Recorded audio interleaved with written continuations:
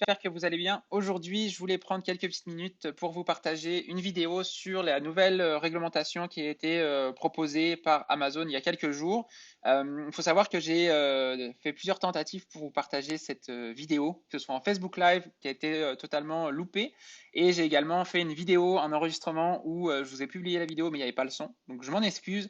J'espère que cette fois-ci, ça va être du bon contenu et vous allez pouvoir bénéficier justement de cette valeur ajoutée pour faire accélérer la croissance de votre compte sur Amazon.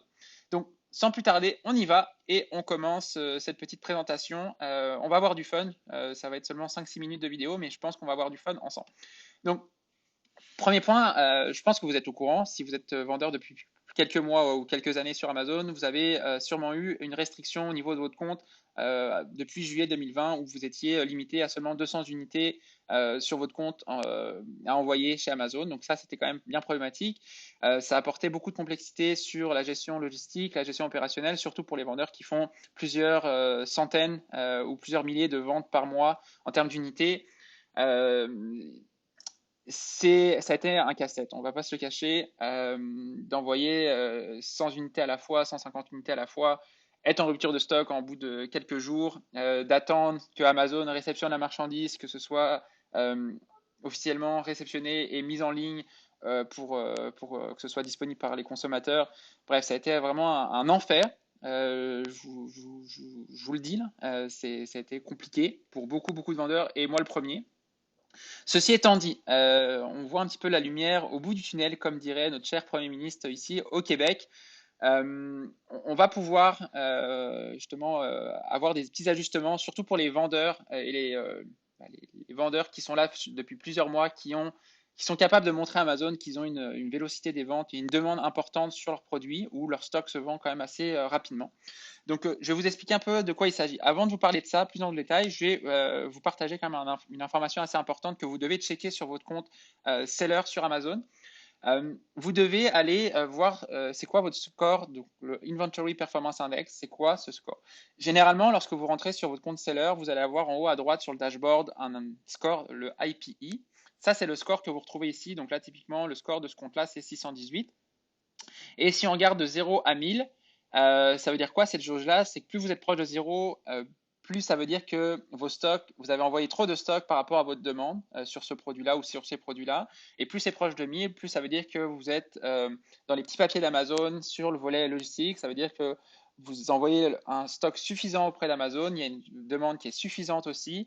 Votre stock tourne bien. Donc, c'est-à-dire que par exemple, si vous prévoyez d'envoyer 2 mois de stock ou 1 mois de stock, ben, votre stock va se vendre en 1 mois ou en 2 mois, mais ça ne va pas se vendre en 12 mois. Et donc, c'est ce que Amazon veut éviter. Ils veulent plutôt privilégier des vendeurs qui sont plus expérimentés, qui savent comment calculer bah, leur stock concrètement pour pas que ce soit du stock qui soit dormant dans leurs entrepôts, parce qu'ils ont tout intérêt, Amazon, comme ils prennent de l'argent sur les ventes qu'ils font sur la plateforme, ils ont tout intérêt à mettre en avant des vendeurs qui ont une traction importante sur leurs produits. Okay, donc ça, c'est le premier point. Ensuite, la nouvelle règle et les nouvelles règles d'Amazon concernant cette limitation de stock, ça a quand même pas mal changé. Plutôt que ce soit 200 unités pour tous les vendeurs, que vous soyez un vendeur qui fasse normalement 3000 ventes par mois ou que ce soit seulement 50 ventes par mois, ok. L'idée, c'est d'apporter plutôt une régulation et une nouvelle règle qui est plutôt adaptée pour chacun des comptes. C'est-à-dire que si demain matin, vous avez un potentiel de faire 1000 ventes par mois, vous allez avoir une limitation qui est différente de un autre vendeur, un vendeur B, qui fait peut-être 500 unités de vente par mois. Okay, et donc, comment ils font pour aller chercher cette information-là? Ben, encore une fois, ils vont aller regarder l'historique de vos ventes et basé sur ça, ils vont vous dire, bon, bah alors là, sur ce produit-là, vous pouvez envoyer 50 unités. Sur ce produit-là, vous pouvez envoyer 150 unités. Puis cette limitation-là va vraiment être différente de votre voisin qui va être peut-être votre concurrent ou votre partenaire qui va vendre aussi sur Amazon.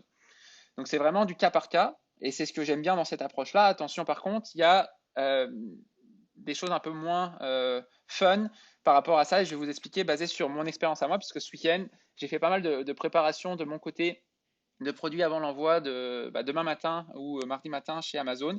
C'est ça, je vais vous expliquer cette petite anecdote qui, je pense, pourra vous servir de leçon pour vous. Donc, comment aller voir sa limite de stock? Donc, il n'y a pas 36 manières de le faire. Donc, il faut aller sur Inventory. Vous allez aller sur Inventory en FBA.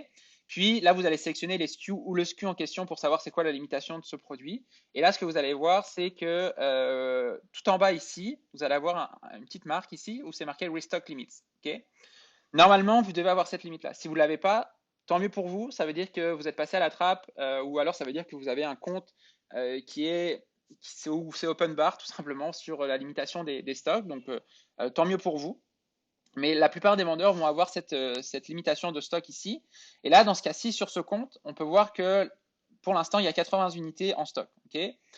Le maximum inventory level, c'est 353. Vous voyez, on n'est pas sur 200 unités. On est vraiment sur 353. Donc, ça veut dire que la différence entre le maximum moins les 80 unités déjà présentes en stock ou en inbound, vous allez tomber sur 273 unités. Donc ça, encore une fois, c'est basé sur l'historique des ventes. Okay. Donc c'est une méthode qui est bien, mais il y a des côtés négatifs à ça. C'est-à-dire que par exemple, dans mon cas, j'ai un produit qui s'est super bien vendu l'été dernier, qui était un de mes best-sellers entre juin et septembre, fin septembre.